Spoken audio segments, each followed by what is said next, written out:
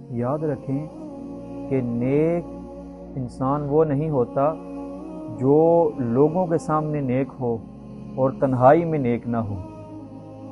نور جو ہے وہ ایسے ہی نہیں مل جاتا، بلکہ تنہائی میں بھی مومن بننا پڑتا ہے۔ قیامت کے دن کچھ ایسے لوگ ہوں گے جن کی نیکیاں پہاڑوں جیسی ہوں گی، اور ان نیکیوں کو گرد و غبار کی طرح اڑا کر بے وزن کر دیا جائے گا، اور پوچھنے والے پوچھیں گے یہ کون لوگ ہیں؟ فرمایا جائے گا کہ یہ وہ لوگ ہیں جو تنہائی میں، خلوت میں اللہ کی مقرر کردہ جو حدود ہیں ان کو پامال کیا کرتے تھے، یعنی لوگوں کے سامنے نیک بنے رہتے اور تنہائی میں کچھ اور ہوتے۔ یہ ریاکاری ہے، یہ دھوکہ ہے۔